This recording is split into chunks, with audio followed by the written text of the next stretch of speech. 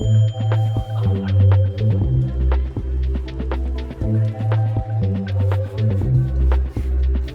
que oui, on vous souhaite la bienvenue à cette deuxième et nouvelle saison de Prof Ma Fierté. D'ailleurs, on prend le temps de vous remercier. Vous avez été nombreux à avoir aimé la première saison, puis c'est pour ça qu'on en fait une deuxième. Et là, je suis vraiment content de faire ça avec toi, Catherine. À chaque fois, c'est un bonheur. Oui, moi aussi. Je suis vraiment contente d'être là. Puis là, cette année, c'est différent parce qu'on vous a sondé à Oui. savoir, hey, c'est quoi les sujets qui vous interpellent, de quoi vous avez le goût qu'on vous jase. Et aujourd'hui, on a un sujet que j'aime beaucoup, qu'on n'a pas abordé lors de la première saison, les classes d'adaptation scolaire. J'ai l'impression qu'il y a beaucoup d'affaires qui sont méconnues, il y a beaucoup de préjugés. Je pense qu'il y a bien des affaires qu'on connaît pas, des peurs. Puis j'ai bien hâte de jaser avec nos deux invités. Oui, alors aujourd'hui, on reçoit Isabelle Tremblay et Marianne Tardif. On part ça? Bon balado! Alors, bonjour à vous deux. Aujourd'hui, on reçoit Marianne Tardif et Isabelle Tremblay. Alors, merci les filles d'être là. Mais ça nous fait plaisir. Merci de l'invitation. Dans notre nouveau studio, on est super énervés. Vous êtes les premières à vous asseoir sur cette chaise-là. Non, mais on avait envie d'avoir des discussions plus décontractées, mais tu sais, quand même, de parler de choses qui sont importantes. Puis c'est un des premiers sujets qu'on voulait aborder cette année, l'adaptation scolaire. Parce que moi, je me suis rendu compte, puis Catherine, tu me diras si je me trompe, mais je suis évidemment Catherine depuis des années, étant porte-parole de Prof Ma Fierté. Je parle à beaucoup de profs. Et des fois, je me rends compte que je ne connais rien de l'adaptation scolaire. Dans ma tête, c'est encore dans un coin de l'école où on n'entend pas beaucoup parler. C'est une réalité qu'on ne connaît pas. C'est une réalité sur laquelle il y a énormément de préjugés, je pense encore. Fait que je trouvais ça le fun d'en jaser puis de déconstruire ça avec vous. Puis là, évidemment, on va jaser de tout ça pendant 1 heure, mais la première chose qu'on aime savoir, c'est quoi votre parcours, c'est quoi votre métier, comment vous êtes arrivé là? Marianne, donc dans le fond, moi j'ai fait mon baccalauréat en adaptation scolaire à l'Université de Sherbrooke. J'ai gradué en 2008. Donc depuis, j'ai fait différentes classes d'adaptation scolaire. J'ai été aussi enseignante orthopédagogue. Je suis allée essayer l'enseignement régulier 1 année, à 3 et 4. J'ai eu aussi un petit remplacement de conseillère pédagogique 6 mois. Mais toujours avec la clientèle d'adaptation scolaire. Donc, présentement, je suis enseignante dans une classe langage où les élèves ont une problématique langagière au plan expressif et au plan réceptif. OK, puis ça peut avoir l'air de quoi? Retard de langage, dysphasie, dyspraxie? Exactement. Donc, avant, on appelait ça la dysphasie. Maintenant, on appelle ça le trouble développemental du langage. OK. Ce que j'aime, c'est que tout le monde fait signe que oui, en ce moment, je suis le seul qui ne le savait pas. Ben non, j'adore mais tu ça. le sais parce que notre fille a un trouble de langage, là. C'est quand même un vocabulaire que tu connais, mais là, ça couvre beaucoup plus large aussi le trouble du langage maintenant, là, si je me trompe. C'est pas la spécialiste, c'est Marianne. Moi, dans le fond, je les reçois, au régulier. Puis je trouve ça intéressant aujourd'hui parce qu'il va y avoir la perspective comme classe régulière de mon côté en 6e année et du vôtre. Puis on a Isabelle également aussi. Alors toi, ton parcours... J'ai commencé d'abord comme enseignante au secondaire en français et géographie. Donc, j'ai un bac plus ancien que ma collègue. J'ai fini en 2000. Puis, j'ai œuvré là, dans une école secondaire dans la région de Québec pendant plus d'une dizaine d'années. Puis, ça fait maintenant 10 ans que je travaille à la FSE. Puis, mon dossier prioritaire, c'est les élèves qui ont des difficultés, qui peuvent être handicapés, difficultés d'adaptation d'apprentissage. En FP puis en VGA, on va parler d'élèves à besoins particuliers. Donc, toutes ces choses-là, effectivement, j'en fais mon pain quotidien avec grand plaisir. Oui, puis est-ce que tu es à l'aise d'en parler? Mais c'est une réalité que tu vis aussi au quotidien dans ta famille. Oui, merci. Oui, effectivement. J'ai un garçon TSA qui est maintenant au secondaire et qui est en classe d'adaptation scolaire depuis qui est à peu près en niveau 3e année. Puis, voire même, là, il y a même eu des articles là-dessus. Moi, j'avais retardé son entrée à l'école puisque je trouvais qu'il n'était pas prêt. Donc, avant d'intégrer le régulier, là, s'assurer que, bon, il était propre, il n'était pas propre. Moi, je trouvais ça difficile d'envoyer un enfant comme ça à des profs. Et là, bien sûr, je pense qu'il a maturé aussi, ça l'a beaucoup aidé. Puis, il est arrivé beaucoup plus près, là, pour son parcours préscolaire, là, qui commençait, là, dans la même école que ses frères. Donc, c'est intéressant. Marianne, j'ai une question pour toi parce que c'est clair dès le début que tu t'enlignais vers l'adaptation scolaire. Absolument. Vous avez un peu le parcours qui est différent. Puis, je trouve ça je trouve ça extraordinaire, mais en même temps, il y a une partie de moi qui fait c'est des classes qui sont difficiles, c'est des défis qui sont énormes, parce que souvent on parle en classe régulière à quel point on manque de services.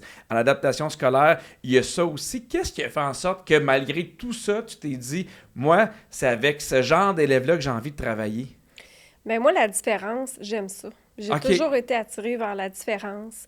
Vers les défis, les difficultés. Tu sais, j'ai quand même hésité entre psychologie, enseignement. Donc, tu sais, l'enseignement en adaptation scolaire, là, c'est ça qui me passionne. C'est ça qui... L'année que j'ai essayé la 3 et 4 régulière, les élèves qui m'ont le plus marqué, c'est ceux qui ressortaient un peu du lot. Okay.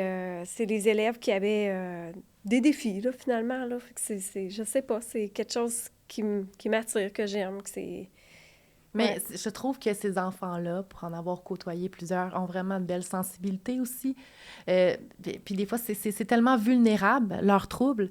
Donc, moi, ce contact-là au niveau du régulier, par exemple, avec ces petits minous-là, moi, des fois, ne sont pas nécessairement en classe d'adaptation scolaire. Des fois, il y a des élèves qui vont être... on va retrouver des pratiques inclusives, c'est-à-dire qu'on va les intégrer peu à peu dans nos classes, à nous. Puis, moi, ce que je trouve le plus beau, en tout cas, quand je les côtoie, c'est les petites étoiles qui s'illuminent. C'est quand ils viennent à comprendre ou juste quand ils viennent des fois à changer de milieu également aussi. Là. Il y en a pour qui ils ont été quelques années en adaptation scolaire, puis ils font la transition. Des fois, c'est l'inverse également. C'est des élèves qui sont avec nous en classe régulière pour finalement se rendre compte qu'avec les besoins, je pense qu'une classe d'adaptation scolaire peut répondre à leurs besoins. Moi, j'ai en tête un enfant qui... on avait travaillé fort pour qu'il y ait en classe d'adaptation scolaire parce que Ticker, il y avait beaucoup de tempêtes émotionnelles, il y avait beaucoup de stimuli. Il y avait un profil aussi, c'est ça, très, très vulnérable, très sensible au bruit. Puis, il avait remarqué, lui, quand il est allé visiter les classes d'adaptation scolaire, que les lumières, c'était pas le même éclairage. Absolument. C'était l'une des premières choses qu'il avait nommées en disant qu'il se sentait bien, le bruit avait diminué, puis ces tempêtes émotionnelles aussi se sont calmées. Puis des fois, moi, ce que j'aime dire, c'est que c'est temporaire. Tu sais, les classes d'adaptation scolaire, ça ne veut pas dire que l'enfant va être nécessairement là toute sa vie. Parfois, il y a des fois, c'est un parcours pour apaiser, je trouve, pour après ça, mieux retourner au régulier. Donc ça, moi, ces portes ouvertes-là, c'est pas quelque chose qui est coulé dans le béton que j'appelle. Moi, j'aime voir toutes ces possibilités-là en adaptation scolaire. Puis je sais que... en tout cas, de côté de certains centres de services scolaires, ça peut être quand même un processus qui est laborieux, autant parfois d'envoyer des enfants des classes d'adaptation scolaire aux classes régulières et les classes régulières aux classes d'adaptation scolaire. Est-ce que vous avez ce sentiment-là aussi de votre côté, peut-être dans les dossiers au niveau de la FSE, par rapport à ces enfants-là? Parce qu'à chaque fois, les profs, là, on travaille pour les élèves, puis des fois, on vit des frustrations parce qu'on se dit « Hey, c'est pas la place de cet enfant-là ». Est-ce que vous êtes d'accord un peu avec ça? En partie, je dirais. Moi, je trouve que dans les dernières années, bien, ça a toujours été comme ça depuis que je suis enseignante en ADAP. Là. Chaque année, on se re-questionne en équipe. Puis ça, c'est la force de l'adaptation scolaire, c'est qu'on est vraiment une équipe. Il y a une psychologue qui travaille avec nous, une psycho-aide, une orthophoniste. On est toujours avec une TES, fait qu'on est vraiment une équipe. Mais chaque année, on discute de chaque élève. Quelle est la meilleure place pour cet élève-là l'année prochaine? Bien, c'est tellement essentiel. Ça, je trouve que quand même, là, c'est la pratique qu'il faut avoir. C'est exactement ça. On doit tout le temps voir comment l'enfant, comment l'élève évolue et nous, on doit s'adapter à cette évolution-là. Alors, par exemple, dans le plan d'intervention, on dit, on fait un plan d'intervention au début de l'année, mais une des raisons pour laquelle il y a une révision, c'est parce que l'élève évolue. Alors, puis quand on s'assoit puis on parle de l'enfant, là, bien, il faut regarder, est-ce que la classe régulière, c'est encore sa place parce qu'il y a beaucoup de besoins ou, ben non, ça va mieux. On peut même diminuer là, les pratiques d'adaptation ou les services qu'on met en place ou non, on rencontre un os, ça va moins bien. Ou on élève en classe, tu sais, tantôt tu disais, l'élève, il a vu, les lumières c'était moins lumineux. Pour lui, il regardait le local, ça avait l'air plus apaisant, ça l'attirait parce qu'il avait l'impression que probablement il pourrait s'y sentir mieux. Mais c'est vrai que pour certains élèves, à un moment donné, notamment, puis on va le nommer, là, des enfants autistes, le bruit, moi je le remarque beaucoup avec mon fils, oui, il y a trop de bruit, fait qu'une classe régulière, il y a trop de monde, il y a trop de choses, ça brasse trop. Même si l'enseignante, elle a un super beau, une super belle gestion de classe, pas une question de gestion de classe, c'est bouger, là, puis bouger avec sa chaise, son bureau, son crayon, ses trucs, ça fait du bruit. Mais je le vois, moi, avec mes enfants, souvent, là, quand je vais chercher Alfred là, à l'école, puis il va me dire, je le sens, puis tu sais, c'est un enfant neurotypique, c'est-tu comme ça? Oui. Puis même lui, il a trouvé qu'il y avait beaucoup de bruit, que des fois, il pouvait trouver ça envahissant. Fait que quand il y a des enfants qui ont cette sensibilité-là, puis j'ai une question à vous poser, puis ça part vraiment d'une ignorance que j'avais. Mais moi, dans ma tête, il y avait un type de classe d'adaptation. J'avais vraiment l'impression, puis c'est ça, moi, puis tu sais, c'est mon ignorance, mais on prenait les élèves et on les mettait dans la classe d'adaptation. Mais il y a plusieurs types de classes d'adaptation. C'est ce que j'apprends, là.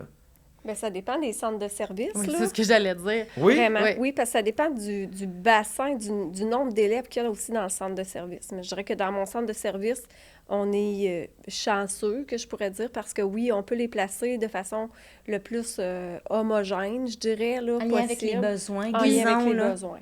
Donc, oui, effectivement, dans mon centre de service, c'est possible. Puis des fois, c'est ce que je déplore dans d'autres. Tu sais, tu te dis, il y a des classes popcorn, tu sais, du sens qu'il y a plusieurs troupes dans la même classe. Puis j'ai beaucoup d'empathie pour justement ces enseignantes-là qui ont justement à tenter de planifier pour ces enfants-là au niveau, oui, des apprentissages, mais au niveau des besoins. Je me dis, mon Dieu, quand c'est hétérogène comme ça, en classe d'adaptation scolaire, on a beau dire qu'on a une ressource, qu'on peut avoir, par exemple, une TS, une éducatrice spécialisée qui est avec nous, qu'on a l'équipe de soutien, mais parfois, tu dis, c'est quelque chose composé avec tout ça, là, puis on a beau dire qu'ils sont juste 6, 7, 8, mais la charge est tout de même lourde pour ces personnes-là, je trouve, là. Absolument. Est-ce que je me trompe ou, tu sais, on parle de classe adaptée, fait que c'est des enfants qui ont des besoins qui sont différents, ils sont pas toujours au même niveau, ils n'ont pas les mêmes défis, mais on fait comment, justement, pour avoir une classe d'adaptation qui est optimale quand ils n'ont pas les mêmes défis, ils sont pas rendus au même endroit, parce que déjà, dans une classe normale,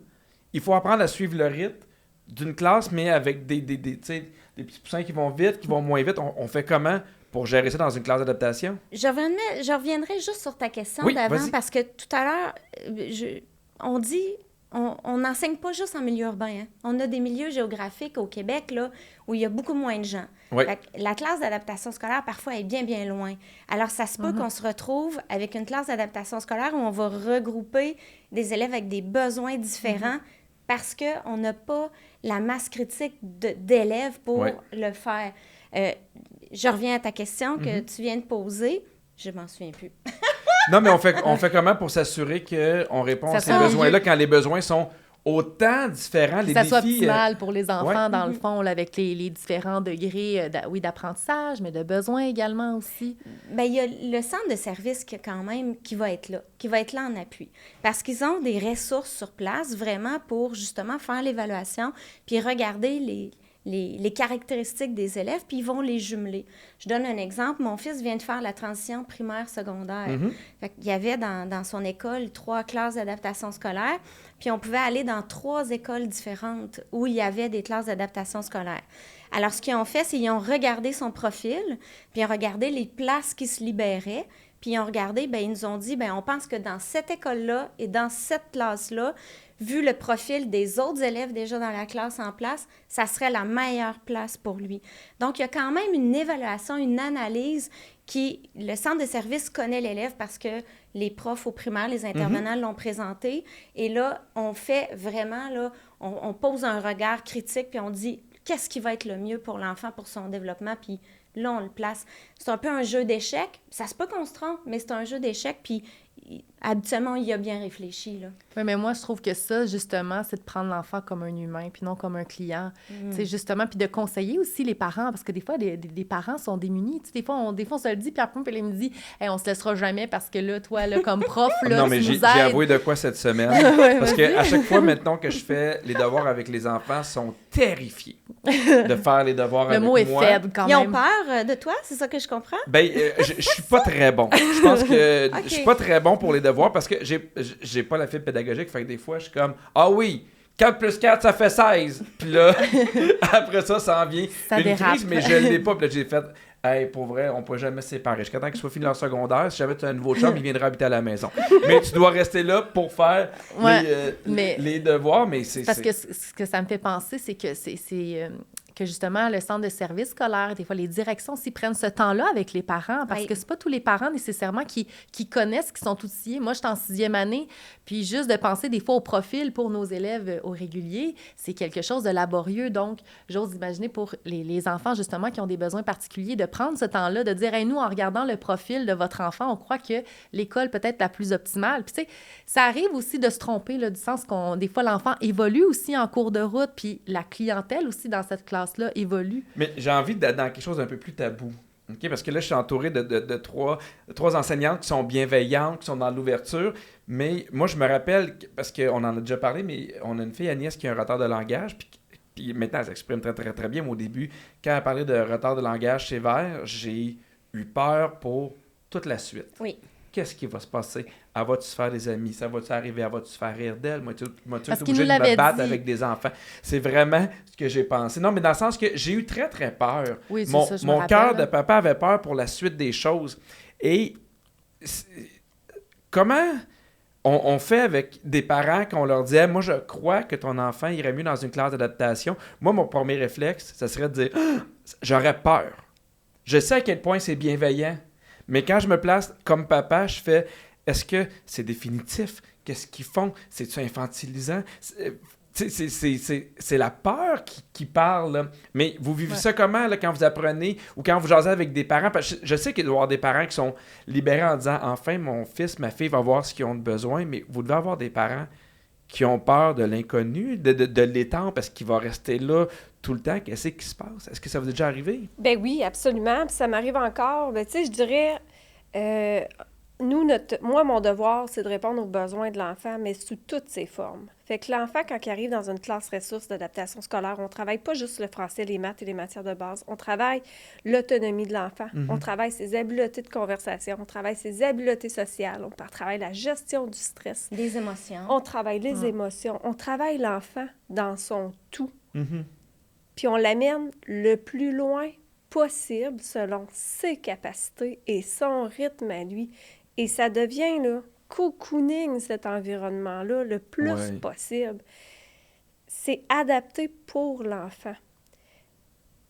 Puis, ce que je réponds, ce que j'aurais envie de répondre aux parents, c'est à un parent qui est sceptique ou qui s'interroge, qui est hésitant, c'est venez donc voir. Ou, tellement! Tu vas jusqu'à ouvrir la classe pour que les parents viennent voir. Ça m'est jamais arrivé d'avoir à le faire, mais j'hésiterai jamais. Jamais. C'est tellement un climat agréable. Tu sais, on aime tellement les enfants. Je disais à ma stagiaire de début d'année, prépare-toi, tu vas tomber en amour 9 fois. Ah. Puis ils vont tout briser ton cœur. Parce que t'as 9 petits poux. 9 fois, parce que j'ai 9 petits poux. Tu sais, on rentre dans l'univers de l'enfant vraiment beaucoup, puis on l'accompagne. Puis chaque matin est différent, mais on accompagne l'enfant chaque matin, comment qu'il arrive. Fait que, tu sais, il y a quelque chose de très, je trouve, rassurant pour le parent quand tu l'expliques comme ça. Ben moi, c'est sûr que là, je suis vendu. Ben, mais je peux comprendre cette crainte-là parce qu'on vit tous avec ce qu'on a vécu. Puis moi, les classes d'adaptation, quand j'étais au secondaire, c'était pas ça. C'était les troubles de comportement, ceux Beaucoup. qui criaient. Ça a été associé à ça énormément, effectivement. Puis ça a évolué. Puis c'est ça l'enjeu, c'est qu'on reste, je pense, comme nous, parents, à l'âge qu'on a, là, puis avec la vie qu'on a eue, un peu ancré dans cette expérience-là qu'on a vécue quand il n'y avait pas beaucoup de classes d'adaptation scolaire au primaire. On en a très peu vu, mais on en a vu dans nos écoles secondaires qu'on a fréquentées. Et on a vu que ces élèves-là, ils étaient difficiles, là. Puis on a posé un regard d'enfant là-dessus. Mm-hmm. Puis il faut comprendre que depuis ce temps-là, le système d'éducation, il a énormément évolué. Puis on est arrivé avec des classes, justement, où on a un petit peu plus travaillé les besoins, divisés en fonction des besoins pour mieux répondre. Puis vraiment, là, quand on parle d'environnement, là, je peux dire que comme mère, là, moi, quand mon fils est allé en classe d'adaptation scolaire, il était vraiment rendu là parce que ça fonctionnait pas. Il était pas capable d'apprendre. Ça prenait un 1 pour 1. En classe régulière, ça fonctionne pas. Et je l'ai senti apaisé quand il est arrivé, puis moi, ça m'a apaisé. Mais c'est vrai, puis ta réaction quand tu as dit, les parents, c'est sûr, moi, si on m'annonçait ça, j'aimerais pas ça. Bien, je me replace, là, à l'époque, où mon conjoint à l'époque, là, moi, j'étais enseignante, je suis dans le milieu, puis je travaillais avec les élèves en difficulté. Fait que pour moi, c'était un passage normal, puis j'étais contente qu'on soit rendu là. Puis si je pouvais reculer, excusez-moi, si je pouvais reculer, j'aurais aimé ça qu'il aille une année plus tôt dans cette classe-là, parce que je pense que ça lui aurait encore plus servi. Puis je regarde le papa des enfants, bien, lui, il a eu une grosse réaction. Voyons, la classe d'adaptation scolaire. Puis pourtant, je l'avais préparé parce qu'on reste avec ce stigma-là. Puis comme parents, souvent, si on a un enfant en classe d'adaptation scolaire, puis que nous-mêmes, on a eu des difficultés quand on était nous-mêmes à l'école, alors là, on voit l'étiquette, puis on revit. Oui, c'est ça. On revit nos propres difficultés dans les yeux, puis à travers notre enfant. Et ça, c'est difficile. Et là, le travail de l'équipe école pour venir parler, ou voire même de la direction ou du centre de service, là, vraiment venir apaiser le parent, le rassurer. Parce que si on arrive là, parce que tu l'as dit, Catherine, c'est pas facile à avoir accès à une classe d'adaptation scolaire. Fait que quand on arrive là, c'est parce que les besoins, là, ils peuvent pas être répondus en classe régulière. Il faut y aller en classe d'adaptation scolaire. Comme tu le dis si bien, Isabelle, dans le fond, les expériences des parents, ben, c'est ce qui teinte après ça, leur peur, des fois leur colère, leur déception aussi. Puis, pas l'ignorance, mais des fois, parce que c'est pas l'ignorance le bon terme, mais tu le sais pas, c'est l'inconnu. C'est l'inconnu, exactement. La peur de l'inconnu, puis du parcours scolaire aussi de l'enfant. Mais moi, j'ai déjà entendu aussi des personnes de mon entourage, on a déjà eu l'inverse, du sens que les parents, les parents voulaient que l'enfant est en classe d'adaptation scolaire, puis c'était pas possible parce qu'on n'avait pas les ressources pour pouvoir l'envoyer ou il n'y avait pas de place. Puis ça brise le cœur quand on sait que la place de l'enfant, puis quand le parent est d'accord, puis quand l'enfant le nomme aussi, qui est en surcharge dans la classe, qu'il n'y a pas de place pour ces enfants-là. Moi, c'est ça que je trouve triste parce qu'on veut leur offrir le meilleur, un milieu optimal, mais quand on n'est pas capable de l'offrir, on a beau en classe régulière tenter de faire des adaptations pour ces enfants-là. Puis, tu sais, on n'a pas le goût de les laisser aller, là, du sens que tu dis, bien, ils méritent un enseignement de qualité, là. Puis, souvent aussi, là, tantôt, tu parlais de tes 9 petits cœurs, tu sais, que je trouve ça, ma foi, merveilleux. C'est la qualité aussi du lien au niveau en adaptation scolaire. Tu sais, moi, je vois les filles de mon école aller avec leur enfant, là, mais leur élève, là. C'est tellement beau, ce qui se bâtit aussi avec les parents, là. Absolument. Je sais pas de ton côté avec ta clientèle, mais je trouve que c'est comme une mini-communauté. Oui. J'ai ce sentiment-là quand je les vois aller. Puis c'est ça. Puis moi, ce que j'aime, c'est qu'on développe vraiment l'enfant dans toutes les compétences. Puis on entre dans son univers. Puis, tu sais, on a un contact très, très direct avec lui ou elle, là. Puis ça, c'est possible parce qu'on est 2 adultes avec 9 enfants. T'sais, dans ma classe, c'est ça actuellement. T'sais, des fois, ça bouge d'un élève ou 2 de plus, là, mais ça ressemble à ça, le ratio. Là. Est-ce que tu as l'impression d'avoir le luxe d'avoir du temps? Parce que c'est souvent ce que j'entends. Non, par contre. Non. Non. OK. Pourquoi? C'est une bonne question. Parce qu'on aura toujours des choses qu'on va vouloir leur apprendre. Toujours plus. Fait que si j'ai du temps de plus, je vais le combler. Elle va l'optimiser. Elle va savoir quoi faire avec. Assurément. On rentrerait fin de semaine pour... Mais ça me prendrait toujours une 6e période avec mes élèves. Je l'apprendrais, là, Parce qu'on parlait de l'inverse des parents, des fois, qui sont un peu plus réticents, de parents qui sont volontaires. J'ai une question, on parle d'un statistique, mais juste pour avoir une idée un peu en général, il manquerait combien de places en adaptation scolaire? Parce que est-ce que c'est moi qui se trompe ou j'ai l'impression que c'est pas tous les élèves qui devraient y avoir accès qui ont accès présentement? C'est une question piège, un peu, là. Elle est bonne, ta question. Non, là. mais c'est parce que des fois, pour avoir parlé à beaucoup de profs, des fois, Catherine, des fois, les profs, ils font « Cet élève-là, je l'aime beaucoup, mais sa place n'est pas dans ma classe, puis j'ai beau faire des demandes. » Tu te bats pour cet enfant-là. Je me bats pour lui, puis après ça... Moi, je m'en vais au champ de bataille, là, je me bats pour cet enfant-là, puis après ça, tu te fais dire « Non, ça sera pas possible. » What? Comment ça? Avec tout ce que j'ai fait? Avec tout... Voici les échelles d'intervention, tu sais, les dossiers sont épais, puis non, c'est pas suffisant. Ils sont structurés. Même souvent, la direction, l'équipe école, tout le monde est d'accord. C'est pas on veut se débarrasser de cet enfant-là. On pense que sa place, c'est là. Fait on veut mieux répondre à ses besoins. On veut mais il manque de place. Bon, c'est que dans les faits, là, ce que la loi sur l'instruction publique vient dire, là, c'est qu'il faut regarder chacun des enfants, puis il faut déterminer pour chacun des enfants quelle est la meilleure place pour lui. Alors, de dire que pour répondre à ça, ça prend, mettons, je donne un chiffre, là, 1000 classes d'adaptation scolaire, OK? Oui. Bien, c'est difficile à dire parce que ça va varier parce qu'on dit que c'est une évaluation individuelle. Je comprends. Puis on sait que présentement, ben c'est quand même pas facile, les finances du Québec, puis donc l'argent dans les milieux d'éducation. Malgré de très bons investissements qu'ils ont faits. Je m'abstiens de tout commentaire. Je me racle la gorge volontairement. Là. Mais, tu sais, ce qu'il faut comprendre, c'est que c'est difficile de déterminer un chiffre. Mais ce que Catherine me verbalise, puis peut-être que Marianne aussi, tu le vis, t'entends des collègues, mais moi, ça, je l'entends à chaque semaine quand j'ai des téléphones au travail, au bureau. Alors, pour moi, effectivement, je crois qu'il en manque. Comment pouvons-nous le chiffrer? C'est très difficile. Oui, je comprends. Mais chose certaine, je crois qu'on a peur d'en mettre sur pied, mais il faut comprendre que c'est aussi un investissement. Là, Marianne a dit qu'elle a 9 élèves. Moi, mon fils, parce qu'il est TSA, puis que plusieurs ils sont plusieurs TSA dans la classe, ben c'est 6. Alors, 6, ça, c'est un prof pour 6. Puis souvent, il y a une TES, une technicienne en éducation spécialisée qui est là. Alors, effectivement, ça demande plus de ressources. Fait qu'on faut vraiment... Tu sais, puis le ministère vient dire aussi que la place qui privilégie d'abord, c'est la classe ordinaire. Et quand on voit les limites qui s'installent, là, on peut regarder autre chose. Mais en même temps, là, je sais qu'il y a plein de profs qui nous écoutent en ce moment puis qui crient dans leur voiture en train de crier en disant « Je fais que ça, dire que sa place serait mieux là », mais qui se sentent pas entendus parce qu'il y a de la bureaucratie, il y a de l'argent. Oui. Puis, en fait, là, il y a notre santé mentale, les profs, des fois, du régulier. Là, moi, je vais parler pour moi. Il y a eu des années où est-ce que c'était la moitié de mes élèves en plan d'intervention. Puis, c'est pas des plans d'intervention qu'on se dit « lui, c'est pas nécessaire », tu sais. Non, il faut le conserver, là. Puis, c'est pas juste des plans d'intervention au niveau comportemental. Il y en a que c'est académique aussi. Ouais. Fait que ça amène une certaine lourdeur parce que tu te dis, mon Dieu, je veux répondre et je suis tenue par la loi de faire respecter ce plan d'intervention-là. Oui. Mais j'en ai d'autres également aussi. Puis on n'a pas nécessairement régulier les ressources non plus. Puis tu te dis, OK, bon, ben là, moi, je vais essayer de me splitter. Là, des fois, nous, par exemple, on fait des choix école, puis des choix de centre de service scolaire également aussi.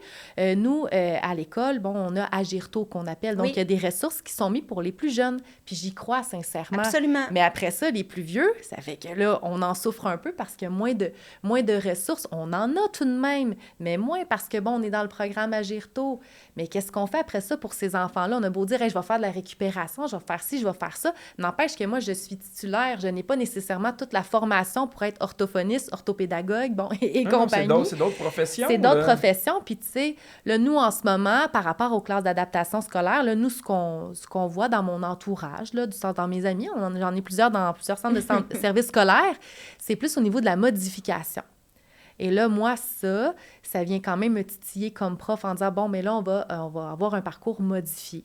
Mais là, Catherine, est-ce que tu peux nous l'expliquer? C'est quoi un parcours modifié? Parce qu'on a peut-être des auditeurs ou des auditrices qui ne savent pas c'est quoi. Ben moi, je trouve ça gros comme parcours parce que c'est sûr que ça a un impact sur le parcours scolaire de l'enfant, c'est-à-dire au niveau de son diplôme de secondaire 5 notamment. C'est-à-dire qu'on va avoir un élève, par exemple, moi, en 6e année, je pourrais avoir un élève qui est en modification seulement en français et qu'en fonction de ses compétences, de ses besoins, bon, on pourrait faire du français de 3e année.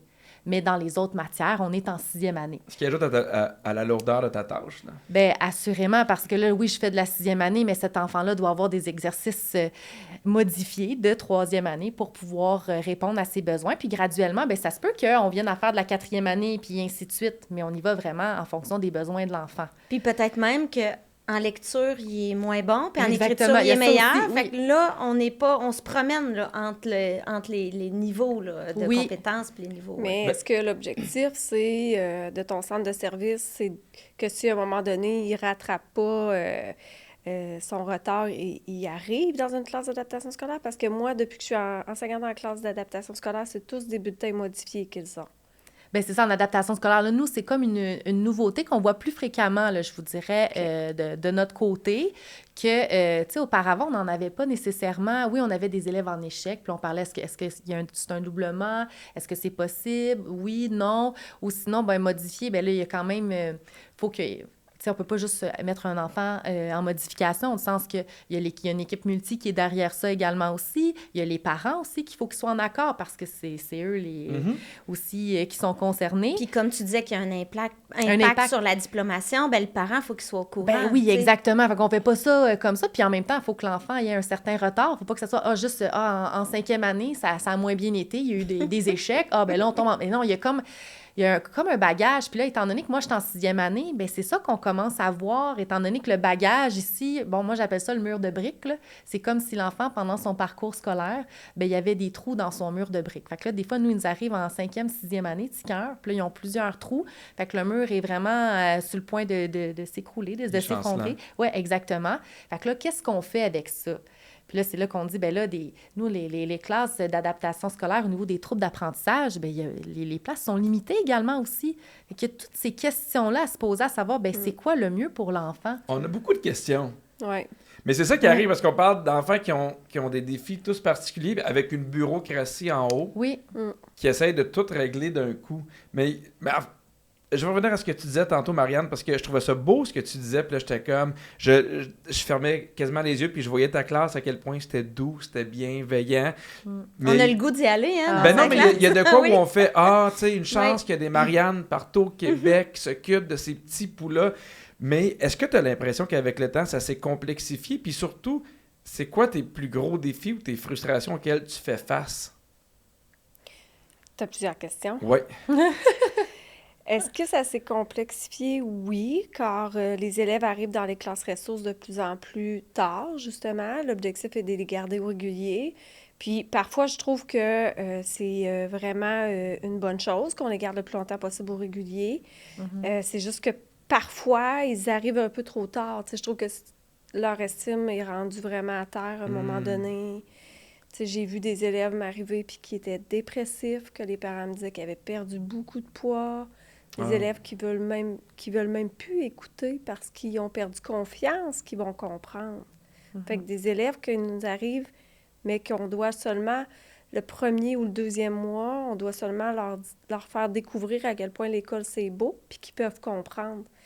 Je me rappelle, entre autres, d'un élève TSA où je devais lui dire, maintenant, j'y avais fait un dessin, langage conceptuel, maintenant, tu peux comprendre. Essaie de m'écouter. Tu vas voir, tu vas réussir à comprendre parce que lui, il avait fait un parcours régulier quand même longtemps. Et il croyait plus. Non.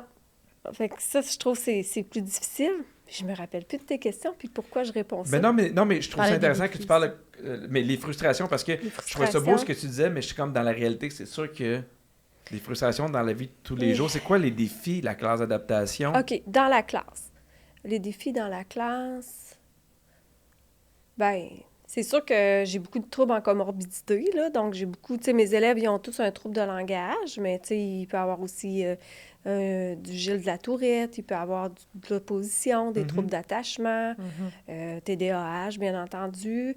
Fait que c'est sûr que c'est d'aller répondre à tous ces besoins-là qui sont là.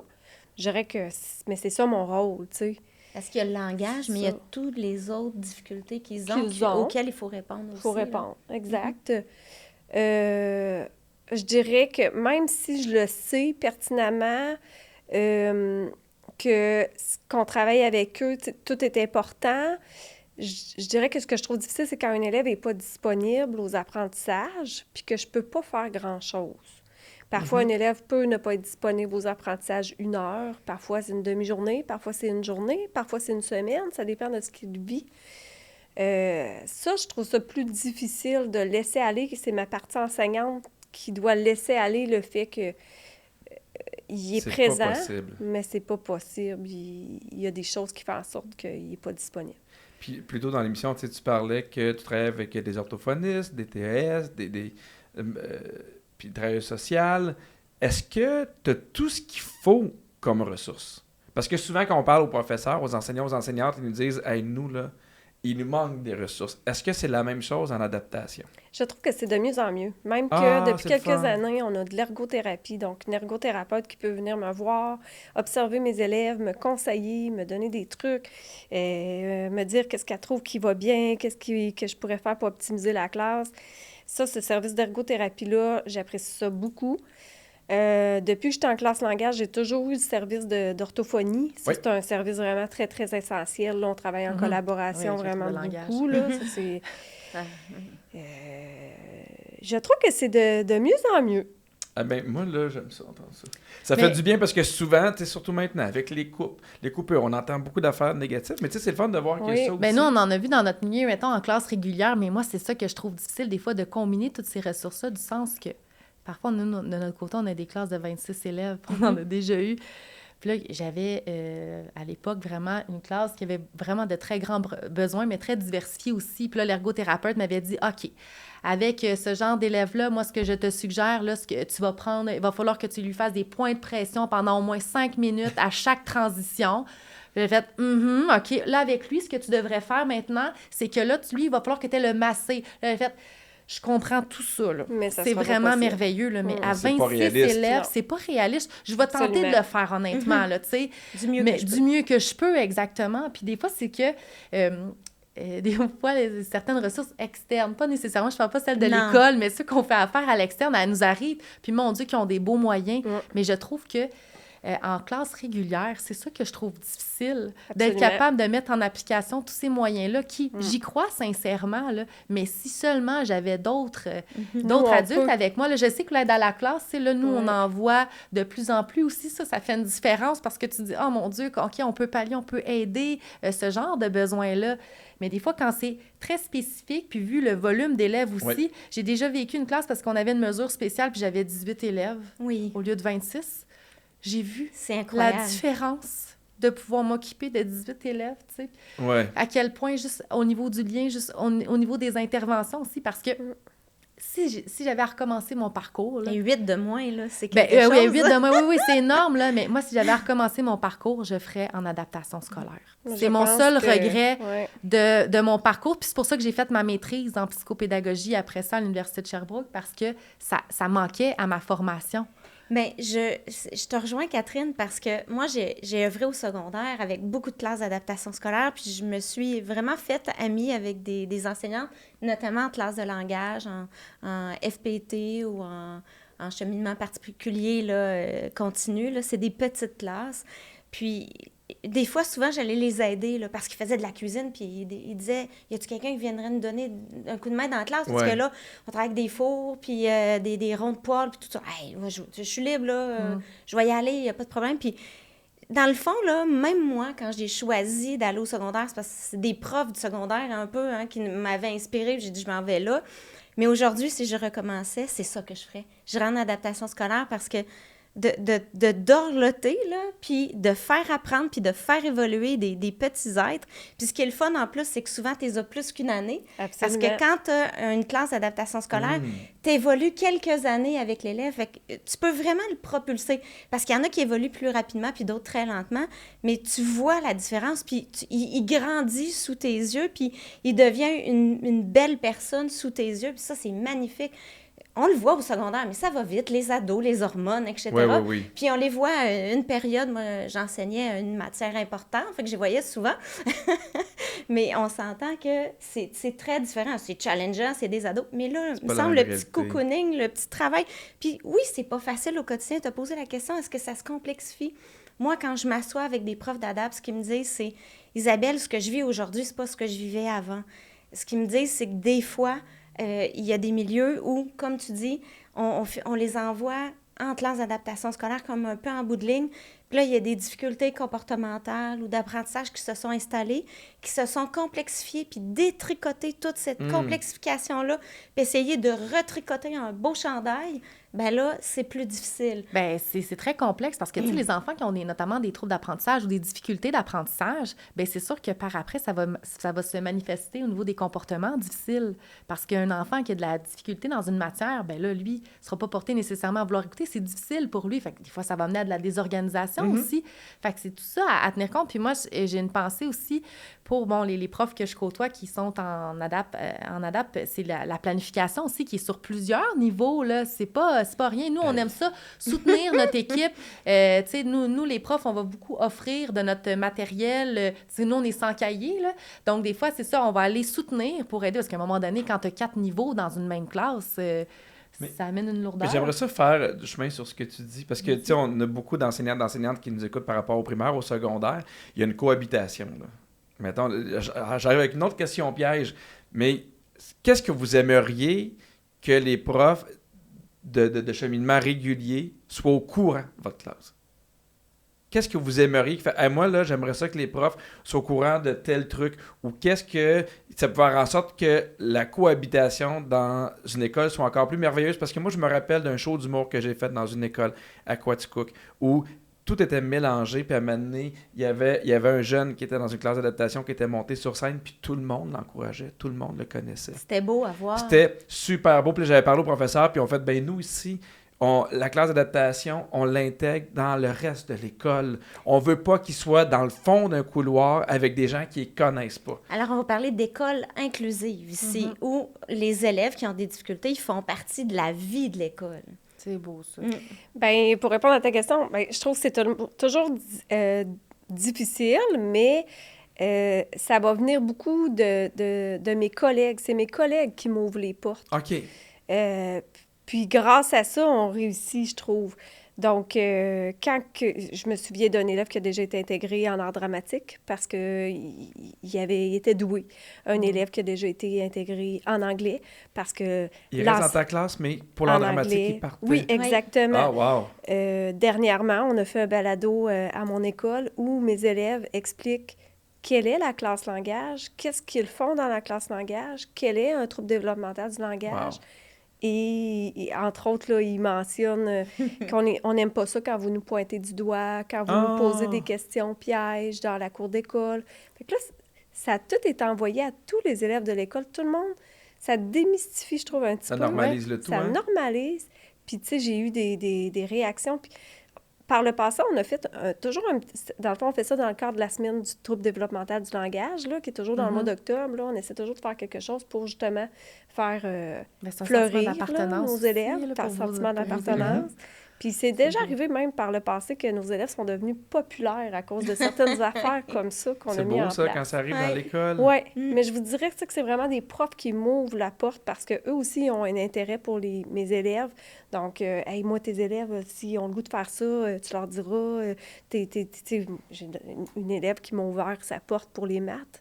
Donc, j'ai un élève qui allait faire des maths au régulier. Puis, tu sais, c'est que c'est... ça vient de la part, oui, de jaser, puis de me faire ouvrir la porte par des collègues, c'est ça qui est gagnant, là. Puis peut-être aussi, elle a lancé l'invitation tout à l'heure à des parents, mais je crois même que nous, comme enseignants du régulier, on doit aller voir comment ça se passe. Tu sais, jeter un petit coup d'œil, parce que je pense que ça permettrait de comprendre un peu mieux. Oui, tu as raison, parce que tu enseignes à plusieurs matières différentes, plusieurs disciplines. Et là, ils n'ont pas tous le même niveau, là, parce qu'on détermine... tous ces élèves sont en modification des apprentissages, donc on ajuste les attentes, on module en fonction de leur capacité. Donc, puis il y a des classes d'adaptation scolaire, par exemple, qui ont des programmes précis. Par exemple, les élèves qui auraient une déficience intellectuelle moyenne et sévère, bien, ils ont le programme CAPS 1 jusqu'à 16 ans, puis après le CAPS 2. Ceux qui ont une déficience intellectuelle profonde ont leur propre programme. Il y a des choses comme ça. Mais sinon, pour la majorité, les élèves sont en modification des apprentissages ou pas. Parce qu'on a des élèves TSA dans des classes TSA qui sont juste là pour avoir moins de lumière, moins de bruit. C'est leur besoin. Puis suivre le programme régulier pour après retourner en classe régulière. Parce que là, ils sont prêts, ils ont pris de la maturité, on peut les propulser. La maturité, c'est important d'en parler, oui, tout à fait. Oui, puis ils ont été encadrés dans un petit groupe, puis on a travaillé l'estime d'eux-mêmes, ils se sentent plus confiants, puis plus d'attaque, puis là, avec des petites intégrations comme ça, là, dans les matières où ils sont bons, pour qu'ils rayonnent, puis leur donner confiance en eux. Là, après ça, on peut y aller à 100%, là, puis go. C'est tout ça qui est... Il y a des petits miracles comme ça, mais il faut prendre le temps de regarder chaque situation puis évoluer avec l'enfant. Puis, je dirais, chaque classe, c'est parce que tu parles de ceux qui vont, justement, qui viennent suivre une matière. C'est là, nous, ce qu'on aime faire comme équipe cycle, quand on sait que, des élèves vont être intégrés dans nos classes, on aime ça aussi, aller voir, nous, notre dynamique de classe. Parce que des fois, il y a des dynamiques qui se prêtent moins, je trouve, à l'intégration. Oui. C'est déjà arrivé une année il y avait une classe, on s'était dit, c'est extrêmement bruyant. On a beau avoir une bonne gestion de classe, les élèves sont bruyants, c'est difficile. Par moments, il y a de la violence aussi. Puis nous, on veut d'un côté, en tout cas, moi, j'ai beaucoup le souci on veut leur offrir une expérience optimale, une expérience de qualité. Tu dis, hey, parce que des fois, certains élèves n'ont pas connu du tout la classe régulière. Fait que là, on se dit, hey, là, nous, là, on veut pas juste une petite saucette. Là. On veut que l'enfant, s'il se sent bien, par après, puisse poursuivre. Donc, on cherche vraiment à trouver l'environnement optimal aussi pour l'enfant. Puis je pense que c'est important, comme équipe école, de réfléchir à tout ça. Puis des fois, c'est en fonction aussi des besoins de l'enfant, là, énormément. Là. Fait que, tu sais, moi, on a ce souci-là entre collègues en adaptation scolaire et en classe régulière. Puis ça, je pense que c'est précieux. Puis encore, ça démontre que, hey, on travaille pour l'enfant. Je trouve ça tellement essentiel. On revient souvent à l'équipe école, peu importe le sujet qu'on aborde. Énormément. Et on y arrive toujours de parlez-vous, proposer des affaires, parce que ça fait toute la différence, parce que j'en parle souvent avec Catherine, mais il y a toujours la loterie de la classe. Des fois, Catherine a une classe qui est plus difficile, d'autres fois plus facile, mais souvent, elle me dit, je suis découragée, mais ce qui me maintient, c'est mon équipe école. Ça doit être la même chose en adaptation aussi, là. Oui. Oui. Bien, souvent, comme elle disait, ils ne sont pas tout seuls. Il y a d'autres gens, elle parlait d'orthophonistes, etc. Oui. Avec mon fils, là, je peux donner l'exemple, il y avait psychoéducateur, psychologue, TES, enseignant. Il y avait pas... oui, orthophoniste. Donc, imaginez-vous tous les intervenants qui gravitent autour. Alors, puis moi, je me souviens aussi, quand je regarde ma propre pratique, je disais tout à l'heure, hors d'onde, j'ai travaillé avec beaucoup de doubleurs, des garçons en deuxième secondaire, 30 garçons, 2 filles. J'ai eu beaucoup de plaisir. J'aime un peu comme Marianne les défis, puis j'aime bouger, j'aime le sport, donc ça donnait bien. Mais ce qu'il faut comprendre, c'est que ces enfants-là, ils gravitent, puis plus on va se parler comme équipe école, plus on va être en mesure de les soutenir. Puis je trouve qu'en adaptation scolaire, il y a encore plus de gens qui gravitent autour des enfants, puis le travail d'équipe, il est encore plus important. Est-ce que ça arrive, bien, je suis sûr que oui, mais tu sais, des années plus tard, que vous revoyez les élèves, les parents, puis qui vous disent, hey, au début, j'étais pas sûr, j'étais pas certain, je te l'ai peut-être pas assez dit, mais tout ce parcours-là, à quel point il y a eu de l'importance. Est-ce que vous avez souvent des témoignages d'anciens élèves ou de parents qui ont été dans ces classes-là? À la fin d'une année scolaire, oui, ça m'arrive. Je dirais que comme ça a été très long avant que j'aille ma permanence, puis après, j'ai eu une classe, mais de difficultés graves d'apprentissage. Donc, la clientèle langage, je crois que ça doit faire 5 ans que j'enseigne dans ce type de classe-là. Donc, ça ne m'est pas arrivé encore. OK. Ouais. Mais à la fin d'une année scolaire, oui, j'ai des parents qui me disent qu'ils sont vraiment très reconnaissants, que c'était le bon choix pour leur enfant, qu'ils sont contents. Puis, moi, je me suis amusée, j'ai soumis la candidature des 2 comparses qui travaillaient auprès de mon fils. Comme équipe école, j'ai soumis, parce qu'on pouvait soumettre des candidatures au centre de service de profs ou d'intervenants qui nous avaient marqués. Et j'avais écrit un texte pour dire pourquoi. Et ce texte-là a été lu devant tout le monde. Avoir su, j'aurais peut-être mis encore plus d'efforts. Mais tu sais, je me disais, je trouve que comme parents, comme enseignants, ou n'importe quand dans notre vie, je trouve qu'il faut dire plus souvent aux gens qu'on est content, puis qu'on les remercie. Puis il faut continuer de le faire avec nos profs, ils en ont besoin. Puis je pense que c'est ça. Moi, vraiment, là, s'il y a quelque chose à se souvenir, c'est ça. Oui, mais moi, ça me fait penser, moi, j'ai une maman là, qui m'écrit à chaque année. J'en parle, là. En tout cas, si elle écoute, elle va se reconnaître assurément, là, mais à la semaine des enseignants, elle m'écrit à chaque année pour me redonner des nouvelles de son enfant qui avait des difficultés, qui, au secondaire, a pris une classe d'adaptation scolaire parce que, bon, on ne pouvait pas lui offrir au primaire, malheureusement, malgré tout ce qu'on avait tenté. Le dossier, ça n'avait pas fonctionné. Petit cœur d'amour, puis... Elle m'envoie, puis elle me dit à quel point ça lui a fait du bien, justement. Il est plus apaisé aussi. Son parcours scolaire, ça se passe mieux. Il vit des réussites. Puis c'est vraiment merveilleux. J'en parle, puis j'en ai des frissons, là, mais tu sais, c'est ça. ces moments-là de reconnaissance, j'en ai eu aussi des parents que leur enfant avait été en classe d'adaptation scolaire pendant tout leur primaire, puis en 6e année, saucette, toi, au régulier. Ah ouais! Puis, puis la mère avait été super reconnaissante parce qu'en début d'année, ça avait été, ma foi, toute une adaptation pour cet enfant-là. Mais pour toute la famille? Bien, pour la famille, oui, exactement. La mère était tellement présente. Je disais, mon Dieu, que je suis reconnaissante. Je suis privilégiée de vous avoir comme parent. Puis la collaboration entre la famille, l'école, c'est tellement important. Puis, tu sais, cet enfant-là, là, on a réussi, malgré tout, au régulier, à suivre son rythme. Puis à la fin, tu sais, je sais qu'il l'a terminé, puis il y avait des petites étoiles dans les yeux. Ça a été laborieux en début d'année, mais on l'a vu vraiment progresser. Puis ça m'a fait du bien, parce qu'en début d'année, des fois, on se comme touché. Oui, parce qu'on se sent dépourvu en classe régulière, des fois, avec tous les autres élèves, quand on en a 26, 25, puis bon, des fois, on décote. Bon, c'est ça, tu te dis...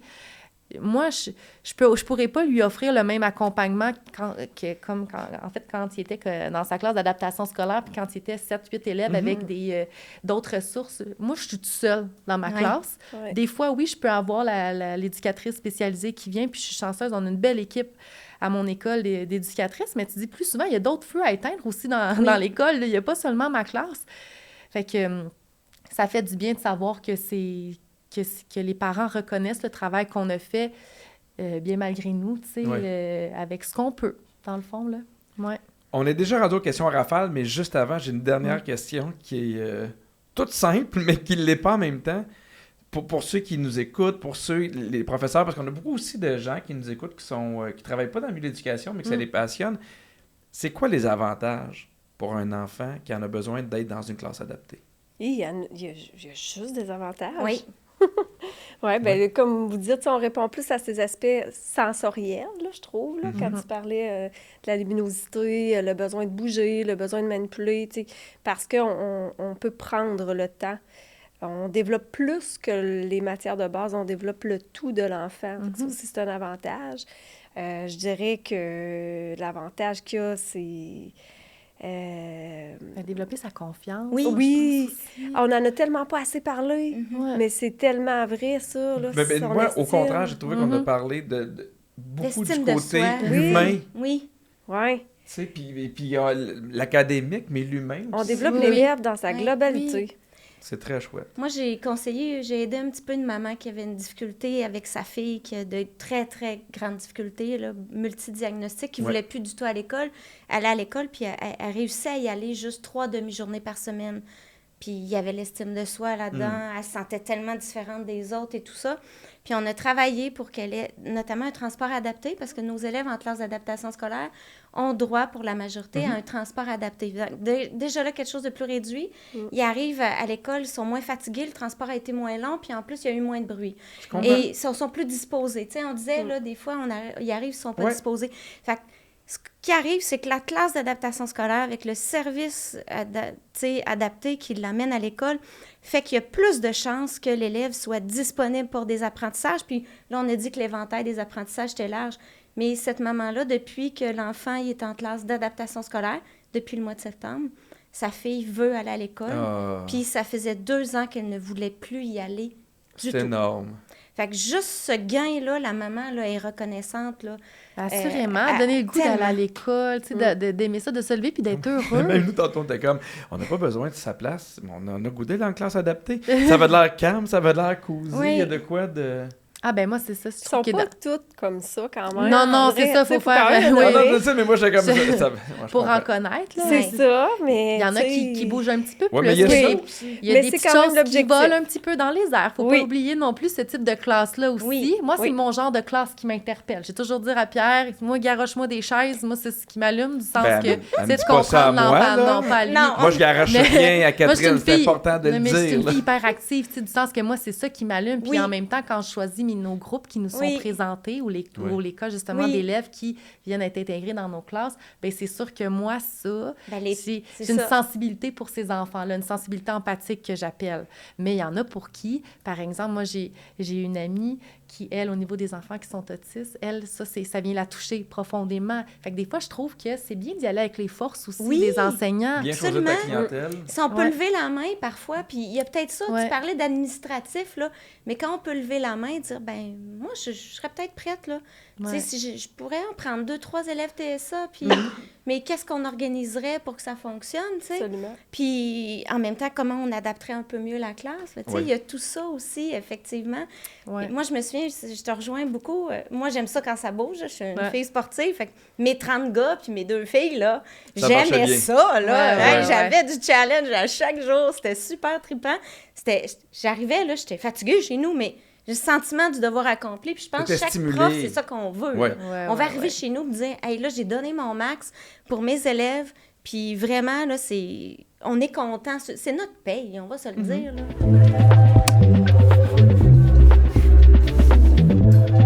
On est rendu avec les questions en rafale. Ah oui, il faut, ouais. Ben, puis c'est des questions qui sont super intéressantes, mais avec des réponses courtes. C'est le plus dur à avoir avec des enseignants et des enseignantes. C'est ce que je me suis rendu compte avec le balado de courtes réponses. C'est rare dans le système de l'éducation, mais j'y crois encore. Mais Je me lance le défi. Mais vous Je allez me voir lance pourquoi le c'est difficile de répondre. Je veux savoir, selon vous, si vous aviez à changer une chose présentement dans le système d'éducation, que ce soit en adaptation ou autre, ça serait quoi? Ben moi, là, je pense que les gens là, qui sont plus hauts, là, ils devraient venir faire 20 jours de suppléance par année. Es-tu plus sur le terrain? T'aimerais ça Ouais. que ces décideurs-là soient sur le terrain? Tellement.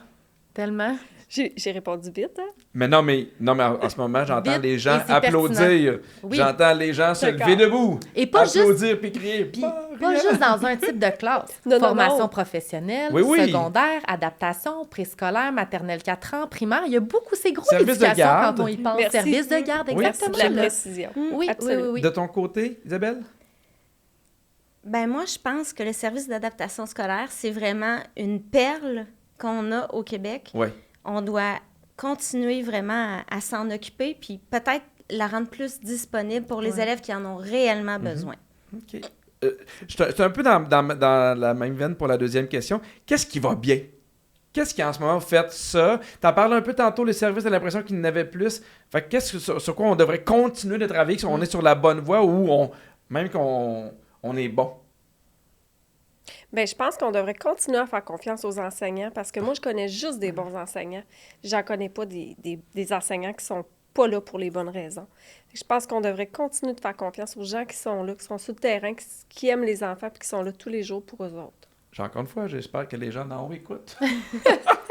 Mais les enseignants, c'est des personnes dévouées, Oui. puis c'est bien, mais il faut pas les brûler. Fait qu'il faut leur donner les moyens pour qu'ils puissent continuer à être dévoués au quotidien avec nos enfants, parce qu'ils œuvrent pour nos enfants. On a des enfants, nous aussi, dans le système scolaire. C'est le combat à la maison. Qu'est-ce que tu veux dire? T'es le bonne, mais à un moment donné, il faut que tu décroches, il faut que tu viennes te coucher. Ah ouais, je sais. Ouais. Ça pourrait être un autre sujet de balado. Mais non, mais c'est vrai, on parle du dévouement. Ouais, Qu'est-ce que vous auriez aimé qu'on vous dise quand vous avez commencé? Le conseil qu'avec le recul, vous faites, hey, moi, à mon début de carrière, j'aurais aimé ça qu'on me dise telle affaire. Je le dis maintenant à mes stagiaires quand j'en ai. Je leur dis, n'oublie pas que quand on est enseignant, on n'arrête pas d'apprendre. Ah! Tu vas apprendre toujours. Donne-toi des défis réalistes chaque année. Voilà. C'est C'est bon. beau. J'aime ça dire, tu t'as donné droit à l'erreur. Oui. Oui, tellement. C'est vraiment, se donner droit à l'erreur. Puis moi, j'aime beaucoup aussi dire après ça, on a la capacité de réparer. Fait que si on se rend compte que dans quelque chose ça a foiré ou ben on peut revenir après ça, tu sais. Puis là, je le dis, mais je le sais que je le fais pas, là. Puis là, Pierre va approuver, c'est sûr, là, mais il faut être doux envers soi. Oui. Ça, c'est quelque chose que je travaille beaucoup. Tu sais, on est exigeant des fois Très comme sévère. prof, hein, Mais- très sévère, là. Tous les enseignants que je connais, je suis comme, c'est carré ce que vous faites. Ouais, je n'aurais fait plus. Je suis comme, Tout le temps. déjà, t'en fais beaucoup. Douceur. Fait que tu sais. c'est beau le dire, mais je Oui, sais que je le soyez fais pas doux tout le et temps. douce. Mm.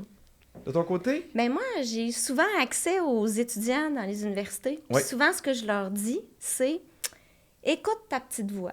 Tu sais, si ta petite voix a dit là c'est trop, ben il y a sûrement une raison. Puis si ta petite voix a dit hey, je pense que tu as la bonne réponse, ben écoute-toi puis vas-y. Fait que je pense que les gens, au départ, ils ont la volonté de bien faire. Fait que écoute-la, cette voix-là, elle te parle Ouais. pas pour rien. Là. Ouais. J'ai une dernière question qui est toujours, selon moi, une des plus intéressantes, mais les plus difficiles. De quoi vous êtes le plus fier de vous-même dans votre pratique ou peu importe? Parce que, tu sais, le balado s'appelle Prof, ma fierté, puis on souligne plein de bons coups, puis tous les enseignants et les enseignants sont toujours prêts à souligner les bons coups des autres. Mais j'aime ça des fois qu'on se tourne vers soi puis qu'on puisse dire hey, moi, ça, ce que je fais, ce que je suis, ça me rend fier. Ben moi, c'est mon travail d'équipe avec Marie-France. Je dirais la TES avec qui je travaille depuis 7-8 ans. Donc, ça, j'en suis vraiment fière parce que on est capable de se remettre en question.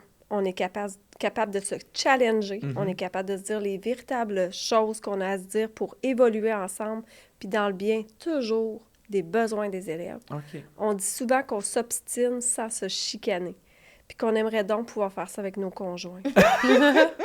Donc, voilà. Mais c'est beau, je vois que ça contribue à ton épanouissement professionnel. Oui, absolument. C'est tellement beau, ces relations-là entre collègues, Oui. justement. Là, c'est riche. Puis, ben, c'est riche, tu te dis. Puis le fait, 7-8 ans que vous êtes ensemble, à quel point vos élèves sont privilégiés de vous avoir, là. C'est comme incroyable. Oui, ouais, mais c'est une équipe solide après ça, puis ça sent après ça auprès des élèves, assurément, là. Mais moi, j'ai une étudiante qui m'a retracée, que j'ai eue en 2e secondaire. Quelques années après que je l'ai eue dans ma classe, c'était une enfant qui avait de très grandes difficultés au niveau du comportement, en tout cas très, très large. Je ne vais pas trop donner de détails. Puis avec des parents que c'était peut-être plus difficile le cadre, donner un cadre. J'ai insisté beaucoup. Moi, j'en ai mis un cadre. Puis elle m'a rejoint. Puis ce qu'elle m'a dit, c'est « Merci pour ce que tu as fait pour moi. T'es la première personne que j'ai sentie qui a vraiment voulu m'aider dans ma vie. » Oh mon Dieu! Donc là, puis là, tu dis, puis elle a pris le temps de trouver mon courriel, puis quelques années plus tard, puis là, j'ai fait « Wow », j'ai fait « OK, c'est pour ça que j'enseigne. » Puis même pour ceux qui me le disent pas, puis qui le vivent, ou même qui le vivent pas, là, tu sais. Puis vraiment, là, non, ça m'a vraiment touchée. Oui, exact. Beau. Oui.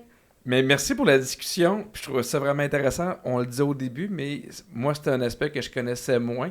Puis, mon Dieu, je vous trouve écœurante.